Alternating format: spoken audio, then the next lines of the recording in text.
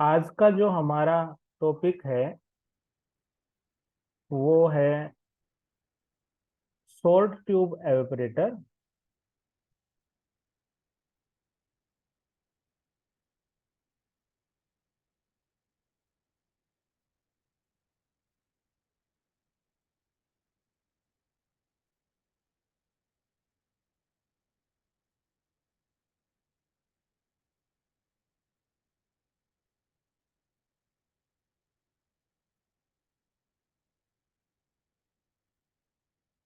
Short tube evaporator का दूसरा नाम है वर्टिकल ट्यूब एवापोरेटर।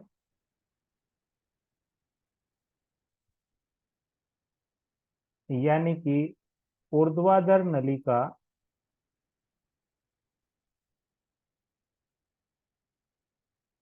वाष्पीकारक।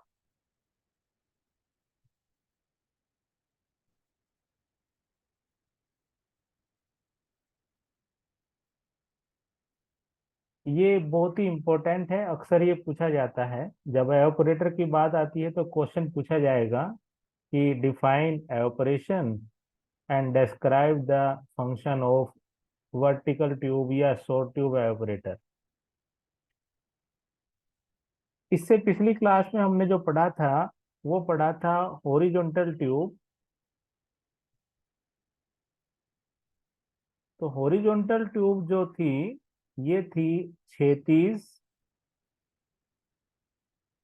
इसमें आपने जो अरेंजमेंट कर रखा था वो ऐसे था कि ये जो हीटिंग जोन है उसमें जो ट्यूब्स का अरेंजमेंट है उसके हिसाब से ये आपके नाम रखे गए हैं। तो इसमें आपने जो अरेंजमेंट था वो इस तरीके से था। ये आपने इसको एक आउटर जैकेट में कवर कर रखा था। तो यहाँ से आपने स्टीम दी और स्टीम इन ट्यूब्स के अंदर थी और जो हमारा लिक्विड था वो इन ट्यूब्स के बाहर था। तो ये किसका पार्ट था? आपका एक वर्टिकल कॉलम का पार्ट था। और जिसमें हीटिंग के लिए जो अरेंजमेंट किया गया था वो हॉरिजॉन्टल था, क्षैतिज था। तो इस हीटिंग जोन के हिसाब से ये नाम रखे गए हैं। जो ऊर्ध्वाधर नलिका है उसमें ये हीटिंग जोन का अरेंजमेंट है, ये आपका वर्टिकल होता है। इसमें कैसे करते हैं? इसको हम पहले इसका एक सिंपल सा स्केच डायग्राम बनाएंगे। इसमें आपका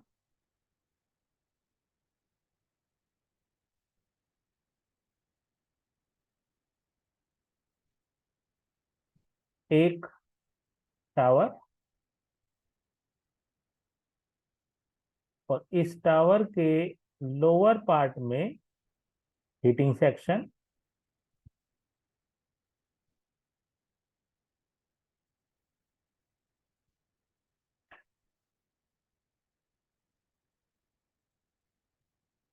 अब इन हीटिंग का अरेंजमेंट कैसे करना है? यहाँ पे हम जो बनाएंगे वो हम बनाएंगे ऐसे वर्टिकल ट्यूब्स। ये वर्टिकल ट्यूब्स का एक बंडल होगा, बहुत सारी ट्यूब होती हैं ये। हम इनमें से कुछ ही ट्यूब दिखा रहे हैं और बीच में से थोड़ा सा पार्ट इसमें हम खाली छोड़ेंगे ऐसे। ये वर्टिकल ट्यूब्स आपकी बन गई। इन वर्टिकल ट्यूब्स को हम फिर क्लोज भी करेंगे।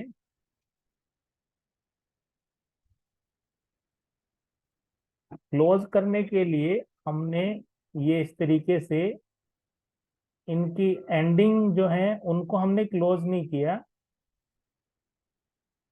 थोड़ा सा लोअर पार्ट से हमने इनको क्लोज किया है। इनके सिरे खुले हुए हैं ट्यूब्स के, इस तरीके से। और ये जो आपका है ये इनलेट है स्टीम के लिए। अब की बार जो ध्यान देने वाली बात है वो ये है कि जो हमारी स्टीम है वो यहां से जाएगी और इस एरिया में स्टीम रहेगी, यानी कि इन ट्यूब्स के बाहर स्टीम है और हमारा लिक्विड अब की बार इनके अंदर रहेगा। तो ये पूरा आपका सर्कुलर एक ही बॉडी है और उसमें आप ये मानिए कि ये मान लीजिए आपका टावर है जिसका डायमीटर लगभग लगभग आपका 2.5 से लेके 3.0 मीटर तक का होता है। और इसमें ऐसे आपने वर्टिकल ट्यूब्स लगा रखी हैं बहुत सारी। असलियत में इस 2.5 से लेके 3 मीटर डायमीटर का जो आपका एरिया है इसमें लगभग लगभग आपकी 100 ट्यूब्स का बंडल होता है। और इन ट्यूब्स का जो डायमीटर है वो 0.05 से लेके 0.075 तक हो सकता है। ये आपकी लिक्विड के ऊपर डिपेंड करता है कि आपका लिक्विड कितना विस्कस है, किस तरह के उसकी प्रॉपर्टी है। उसके हिसाब से इन ट्यूब का डायमीटर आप सेट करते हैं। 0.05 मीटर भी हो सकता है और उससे ज्यादा भी हो सकता है। और जो इनकी लेंथ होती है वो लगभग लगभग 1 से 1.5 मीटर के करीब की लेंथ होती है। ये कम या ज्यादा भी हो सकती है। ये स्टैंडर्ड वैल्यू है 1 से लेके 1.5 तक के बीच में। तो यहाँ से आपने स्टीम दिया, यहाँ से स्टीम आउट है, यानी कि यहाँ से आपकी वेपर्स निकलेंगी। कोई कंडेंस्ड लिक्विड है वो नीचे लोअर पार्ट से निकलेगा।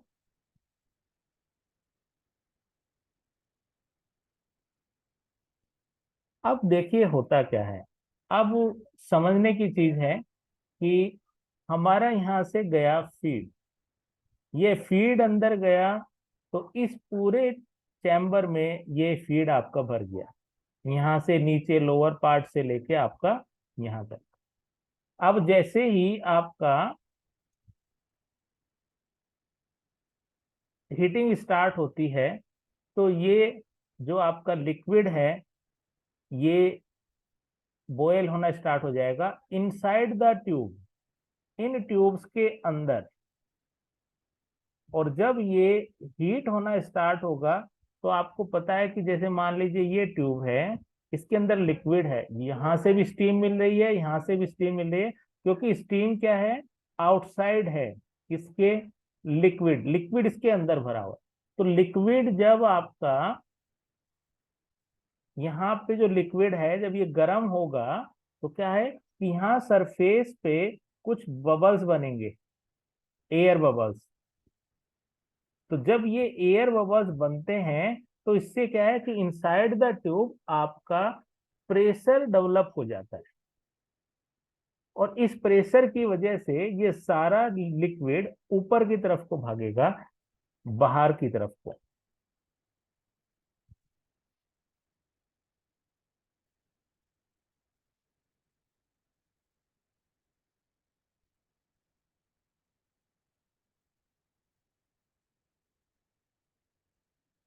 तो इसी एयर बबल्स की वजह से आपका जो ये है ट्यूब्स के इनसाइड पार्ट में आपका प्रेशर डेवलप हो जाता है। इस प्रेशर की वजह से जो हीटेड आपका लिक्विड है वो ऊपर की तरफ को बहुत फोर्स के साथ उछलेगा, जैसे कि दूध में उबाल आता है ऐसे ये लिक्विड भी उछलेगा। यहाँ पे आप एक डिफ्लेक्टर लगा देते हैं। इस डिफ्लेक्टर का काम है जो वेपर्स आई हैं उनको लिक्विड से अलग करना। तो यहाँ से जो लिक्विड आपका इस जो उबले हुए लिक्विड में होगा वो लिक्विड तो नीचे की तरफ को फ्लो करना स्टार्ट कर देगा और जो वेपर्स हैं वो यहाँ से आपकी बाहर निकल जाएंगे। तो इससे क्या होगा, इस पूरे सिस्टम में एक सेंट्रल पार्ट से सर्कुलेशन स्टार्ट होना स्टार्ट हो जाएगा ऐसे। ये लिक्विड सेंट्रल पार्ट से नीचे को आएगा, ट्यूब्स के अंदर जाएगा, स्पाउट होके बाहर, और फिर लिक्विड नीचे, वेपर्स ऊपर। तो यहाँ से वेपर्स आपकी बाहर जाती रहेंगी एवोपरेशन के बाद, और लिक्विड अंदर आता रहेगा। और इस तरीके से आपका क्या है कि एक सर्कुलेशन स्टार्ट हो जाएगा लिक्विड का। तो इसी सर्कुलेशन की वजह से आपको कितनी देर ये रन करना है, कितना कंसंट्रेट सॉल्यूशन चाहिए, तो वो आपका डिसाइड करता है कि ये डायमीटर कितना होगा, कितना हीटिंग हो रहा है, कितने फोर्स के साथ वेपर्स बाहर जा रही हैं। तो ये सारे फैक्टर्स डिसाइड करते हैं कि आपका रनिंग पीरियड कितने टाइम का होगा, कितनी देर तक आप उसको रन करेंगे। फिर उसके बाद में आप टाइम टू टाइम यहां से कंसंट्रेटेड लिक्विड निकाल सकते हैं। तो कंसंट्रेटेड लिक्विड नीचे से निकलेगा, एवोपरेशन के बाद जो कंसंट्रेटेड सांद्रित द्रव बच जाएगा वो नीचे से आएगा, वेपर्स ऊपर से निकलती रहेंगी। आपको ध्यान एक ही चीज का रखना है कि जो लिक्विड लेवल है वो हमेशा, जो ये हीटिंग जोन है या जो ये ट्यूब्स हैं, इनके ऊपर होना चाहिए, उससे कम नहीं होना चाहिए। अदरवाइज इन ट्यूब्स के इनर पार्ट पे स्केलिंग की प्रॉब्लम होनी स्टार्ट हो जाएगी, जिसके बाद इन ट्यूब्स को साफ करना थोड़ा मुश्किल हो जाएगा। तो हम ध्यान हमेशा इस बात का रखेंगे कि इनका जो लिक्विड है, जो फीड है, वो टावर में, कॉलम में हमेशा ट्यूब्स के ऊपर मेंटेन रहे। तो इस तरीके से जो ये ट्यूब के इनसाइड एयर बबल बनी है, इन्हीं की फोर्स की वजह से ये पूरा लिक्विड आपका सर्कुलेट होता है। तो इनके अंदर जितना ज्यादा फोर्स बनेगा, जितनी ज्यादा एयर वेपर्स बनेंगी, उतना ही स्ट्रांगली सर्कुलेशन डेवलप होगा और पूरा सॉल्यूशन मिक्स होता रहेगा बार बार। तो ये है आपका short tube evaporator. Short tube evaporator के अपना बहुत सारे एडवांटेज हैं। इसमें सबसे ज्यादा तो ये है कि एज कंपेयर टू सिंपल जो हमने स्टीम एवापोरेटर पढ़ा था, उस सिंपल एवापोरेटर के कंपैरिजन में लगभग लगभग 10 से 15 टाइम्स आपका क्या है, सरफेस एरिया इंक्रीज हो जाता है। क्या है? सरफेस एरिया इंक्रीज हो जाता है। वहां पे तो क्या था कि जो आपका सरफेस जो हमें मिला, वो केवल इस तरीके से, जो आपने इसके चारों तरफ को स्टीम जैकेट बना रखी थी, इस स्टीम जैकेट की वजह से ये लोअर बॉटम ही हीट हो रहा था। लेकिन यहाँ पे तो क्या है, ऐसी ऐसी बहुत सारी, लगभग लगभग आपकी 100 ट्यूब्स का बंडल है। तो उनकी वजह से हीटिंग इसकी भी होगी, इसकी भी होगी, इधर से आपका दोनों साइड से ट्यूब की हीटिंग भी होगी, चारों तरफ से इसकी। तो उसकी वजह से जो हीटिंग एरिया है वो लगभग लगभग आपका 10 to 15 टाइम्स इंक्रीज हो जाता है। यानी कि आपका एफिशिएंसी जो सिस्टम की है वो इंक्रीज हो जाती है। दूसरा, जो सर्कुलेशन है वो रेट ऑफ हीटिंग इंक्रीज करता है। वो क्या है? इंक्रीजिंग, वो हीटिंग के रेट को इंक्रीज करता है और एफिशिएंट भी बनाता है। इसके अलावा आप इसमें जो वेपर्स निकली हैं उसको आप कंडेंसर के साथ जोड़ के, और आप क्या है कि रिसीवर में ले सकते हैं अपना, अगर वेपर्स आपको चाहिए हैं तो वो आप रिसीव कर सकते हैं। यहाँ पे क्योंकि लार्ज ओपन सरफेस है, तो आप इसमें कंडेंसर नहीं लगा सकते। तो यहाँ पे आपका कंडेंसर नहीं लगेगा, यानी कि ये जो वेपर्स हैं इनको आप कलेक्ट नहीं कर सकते, ये कलेक्ट नहीं होंगी। जबकि ये जो आपका टावर है, ये तो आपका क्या है, बंद ही है, और ऊपर से निकलने वाली वेपर्स के लिए केवल एक ही आउटलेट है। तो इसे आप कंडेंसर के साथ जोड़ सकते हैं और अपनी वेपर्स को निकाल सकते हैं। तो ये कुछ हैं। इसके अलावा आप इसमें थोड़ी सी जो प्रॉब्लम है, एक तो इसकी कंस्ट्रक्शन जो है थोड़ा सा कॉम्प्लिकेटेड है, तो उसको क्लीनिंग में प्रॉब्लम आती है।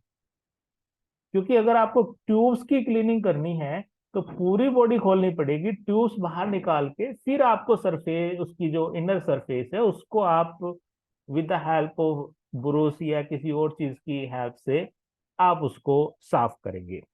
दूसरा क्या है कि थोड़ा सा जो टेम्परेचर सेंसिटिव हैं उनके लिए आपको अलग से प्रिकॉशंस रखनी होगी। अदरवाइज हो सकता है कि हीटिंग स्ट्रांग होने की वजह से इनर सरफेस पे आपका जो लिक्विड है वो डिपॉजिट होना स्टार्ट हो जाए बाय द स्केलिंग। तो स्केलिंग का भी आपको थोड़ा सा ध्यान रखना है। बार बार आपको ये चेक करना पड़ेगा ट्यूब्स निकाल के कि स्केलिंग है कि नहीं है। तो इस तरीके से हम यूज करते हैं वर्टिकल ट्यूब एवापोरेटर, जिसका दूसरा नाम हमने रखा है कि ये शॉर्ट ट्यूब एवापोरेटर भी है। तो ये इसकी सिंपल कंस्ट्रक्शन है जो हम लार्ज स्केल पे इंडस्ट्री में यूज करते हैं।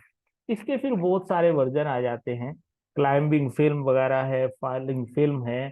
तो उसमें थोड़ा सा इस सर्कुलेशन को बढ़ाने के लिए हम क्या करते हैं कि एक बाहर से सर्कुलेशन के लिए मोटर, आप मैकेनिकल मोटर आप उसमें लगा देते हैं कि जिससे क्या है कि ये प्रोसेस थोड़ा सा और भी ज्यादा फास्ट हो जाता है।